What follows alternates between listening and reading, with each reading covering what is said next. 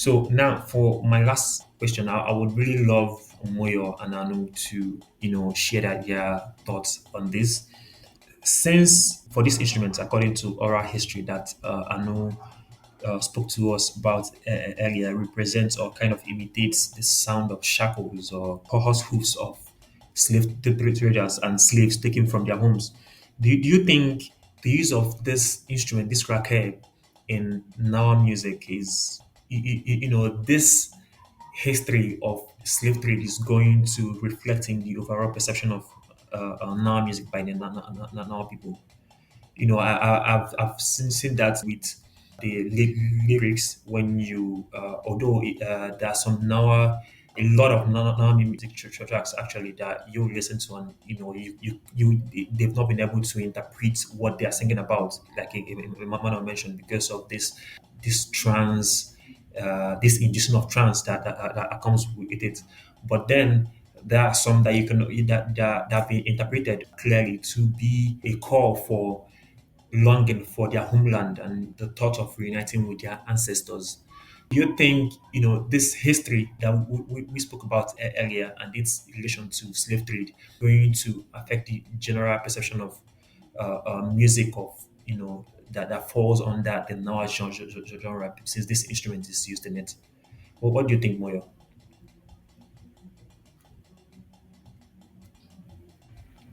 So I would say that yes, it would affect its perception, and some people, for the fact that they are aware of the history behind this genre, some people might not actually take it in because they might not buy into the idea of slavery. But for those who actually own the genre, they would actually, take it not like they're wearing it on their sleeves, reminding them of where they come from and how they've actually gained freedom, and they can actually see that though the origin of this particular genre is not something pleasant, but for the future of it, they've been able to draw out strength from it, which is the ability for them to connect and actually go into trance and spiritual activities. So I would say that for some people they might not accept the genre because of the history, but for those who would approach the genre with an open mind, they would see it they have with that particular genre. Thank you.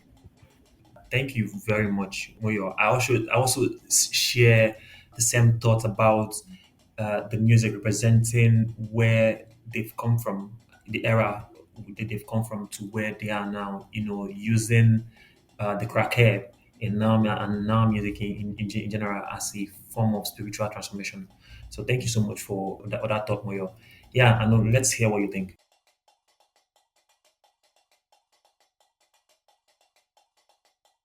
Thank you, Moyo, and thank you, Kosi. Yeah, I strongly feel that the world is changing. Quite a number of things that probably would have been termed as shame, or will I say that would have been termed as something that probably disgrace. But you've seen that people are changing their stories around and bearing their scars and using it as medals now. So, and that's why you see a new influx. Recently, I read an article of people tracing their ancestries to Ghana, and then the government giving them lands to actually build. There's a community in Ghana now that you have Black Americans believing that they are from Ghanaian origin, buying lands and building and living in Ghana, and saying that this is their home now. And then you also see that in Benin Republic going on now. And these are people that, if you trace their ancestries, probably slave trade, the transatlantic slave trade took them across the Atlantic Ocean. So I feel that the stories or the tables have changed now. People have turned bad stories, have turned it around to throw it up as their own trophy, to say that yes, we identify that this thing has a slavery background, but we are coming back home. We are coming back to identify with where our roots are, who we are, and what defines us. So I don't think that there's any stigmatization that will come with it. I feel that people will even embrace it better and want to celebrate that heritage. That's what I would say in terms of acceptance despite the slavery background. Thank you. Yeah, thank you very much, Anu, for that interesting thought. Yeah, let's hear what Emmanuel has to say.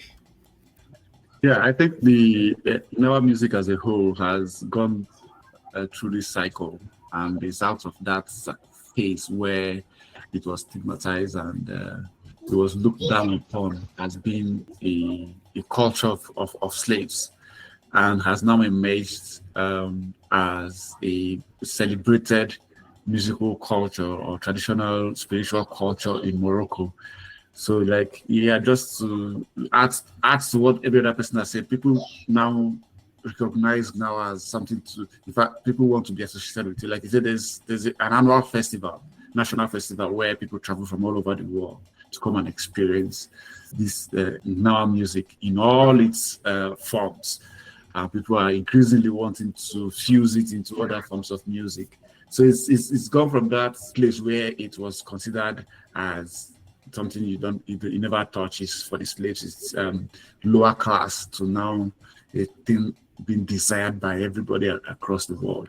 And I think the only thing we'll see is it now becomes a subject of, I wouldn't really call it modernization, but transformation maybe, where people would want to give it a slightly different touch while keeping the core essence of it, but give it some new touch to attract new attention, and that's what I see might happen to it, and the increased adoption of the separate instruments involved in the Gnawa music in different kinds of music. So people might try to just adopt the Krakeb in other styles of music.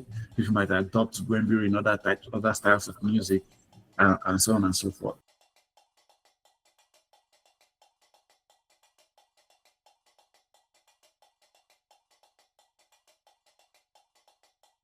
Very valid thoughts, Emmanuel, and interesting thoughts from everyone so far. Personally, I'm also looking forward to when they're going to adopt the Krakeb into another form of music that is not now. I think we've seen something from Gwembri.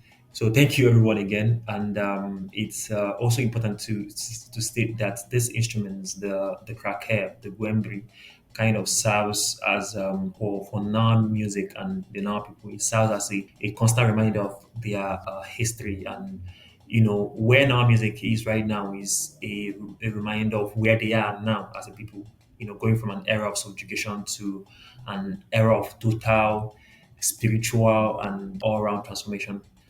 Again, it's been a very interesting conversation, hearing everyone's thoughts on the questions that we had. Any final thoughts from anyone?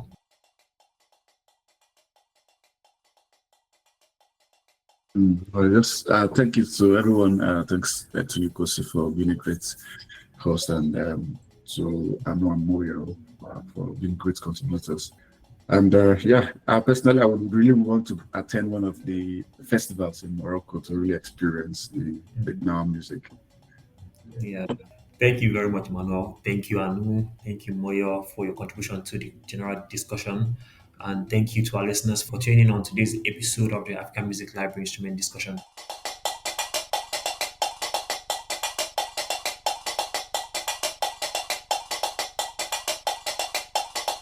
And please do not forget that this episode was brought to you by the African Music Library. Subscribe to our podcast on Just Play Music and follow us on our social media at AML by Just Play. Thank you for tuning in. We'll see you on the next one.